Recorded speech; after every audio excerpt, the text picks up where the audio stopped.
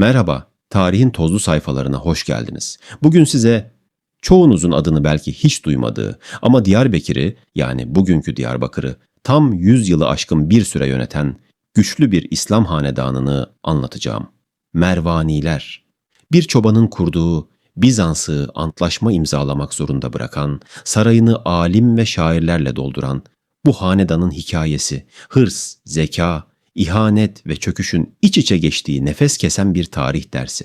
Hazırsanız 983 yılına gidiyoruz. Bölüm 1, bir çobanın isyanı. Yüzyılın sonlarında Orta Doğu büyük bir güç boşluğunun tam ortasındaydı. Bağdat'ta Abbasi halifeleri vardı ama gerçek iktidar onlarda değildi. Şii Büveyhiler halife sarayını adeta kuşatmış, halifeyi kukla gibi kullanıyordu. Doğuda Selçuklular henüz sahneye çıkmamıştı. Batıda Bizans, Anadolu'da toprak kazanmaya çalışıyordu. İşte tam bu kaos ortamında sahneye çıkan isim. Bağdat ya da tam adıyla Ebu Şuca Abdullah Hüseyin. Kaynaklar onun önceden çobanlık yaptığını söylüyor. Evet, yanlış duymadınız. Sürü güden bir adam kısa sürede Diyarbakır'ın fatihi olacaktı. Bağdat'ın ilk hamlesi Büveyhi emiri Adudüddevle'ye karşı isyan etmek oldu. Tam nedeni bilinmese de mantık açıktı. Büveyhiler, Abbasi halifelerini baskı altında tuttuğu için bölge halkı Bizans ve Ermenilere karşı yalnız bırakılmıştı. Bağdat bu boşluğu gördü. Önce Erciş'i ele geçirdi. Ardından bölgedeki bazı şehirleri yağmaladı. Amacı büyüktü. Bağdat'ı almak, Büveyhileri sürmek. Adudüddevle 983 yılında ölünce Bağdat için kapılar açıldı. Diyarbakır bölgesine inerek Meyya Farikini, bugünkü Silvan'ı aldı. Bu Mervani devletinin kuruluş anıydı. Ardından Amid, Nusaybin, Cizre ve Ahlat'a hakim oldu.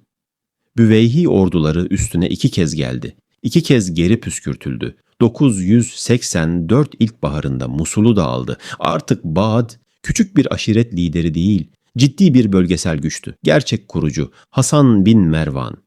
Ama her yükselişin bir bedeli var. Bağdat, Hamdanilerle Musul üzerindeki hakimiyet kavgasında hayatını kaybetti. Yıl 990. Yanında bulunan yeğeni Ebu Ali Hasan bin Mervan panik yapmadı. Hemen harekete geçti. Etrafına asker topladı. Hısn-ı Keyfa'yı, bugünkü Hasan Keyf'i aldı. Aynı yıl Meyya Farikini ve bölgenin birçok kalesini de ele geçirdi.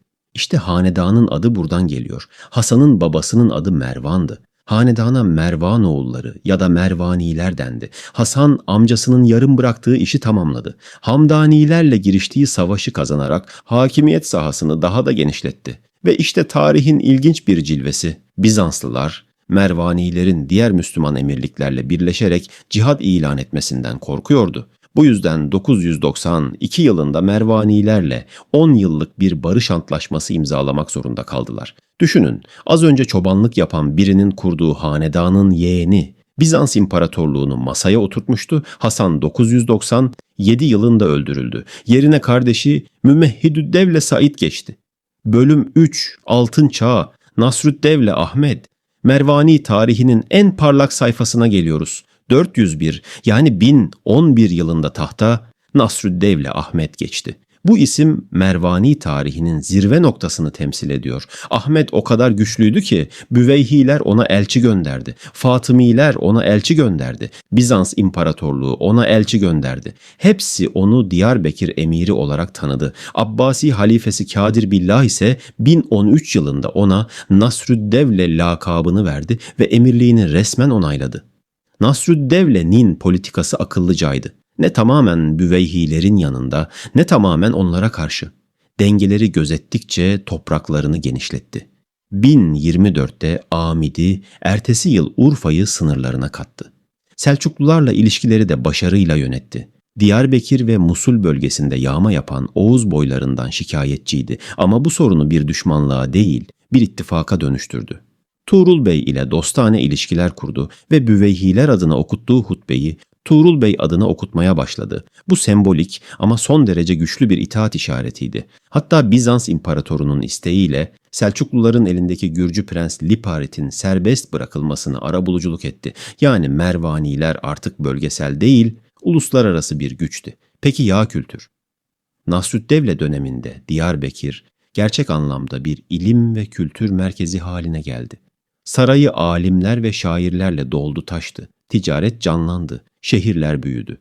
Mezhepler açısından da ilginç bir dönemdi bu. Bölgede daha önce Hanbeli ve Maliki mezhepler yaygındı. Nasrüddevle döneminde Abbasi halifelerinin desteğiyle Şafiilik yerleşmeye başladı. Şafii fakihi Kazeruni Diyarbakır'a gelerek mezhebini yaydı.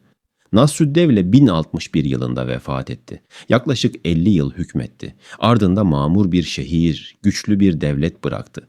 Çöküşün başlangıcı. Nasrüddevle'nin ölümünden sonra taht büyük oğlu Nizamettin Nasr'a geçti ama huzur uzun sürmedi. Kardeş kavgası başladı. Diğer kardeş Said, Selçuklu Sultanı Tuğrul Bey'in desteğini alarak emirliğe itiraz etti. Sultan 5000 kişilik bir ordu gönderdi ama Mervani veziri Fahrüddevle İbn Cehir dönemin en zeki siyasetçilerinden biri. İki kardeşi uzlaştırdı. Amit'in yönetimi Said'e verildi ama bu uzlaşma geçiciydi. Nizamettin 1063'te Amid'i geri aldı.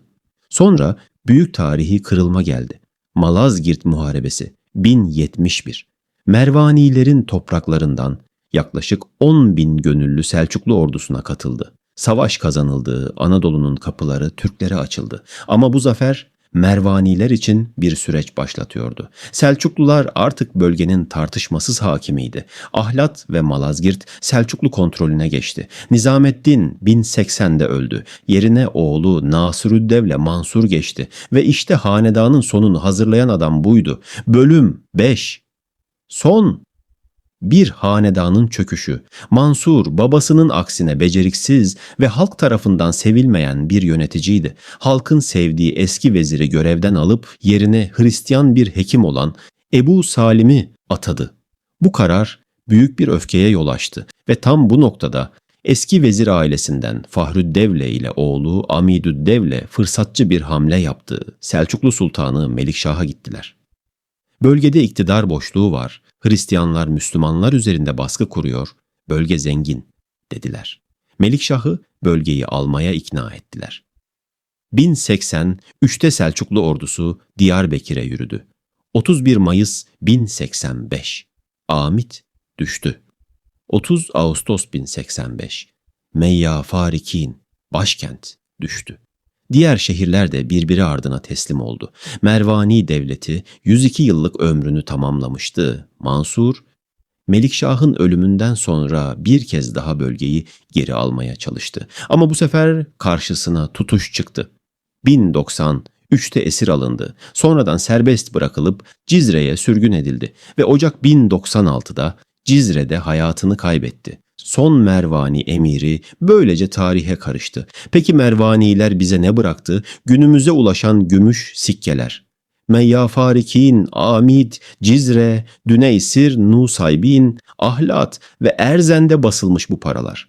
100 yıl boyunca var olmuş bir devletin somut kanıtları ve bir miras, Diyarbakır'ın ilim şehri kimliği.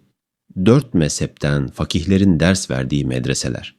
Hatip ve şairlerin yetiştiği bir kültür ortamı. Bir çobanın kurduğu devlet Bizans'ı antlaşmaya zorlamış.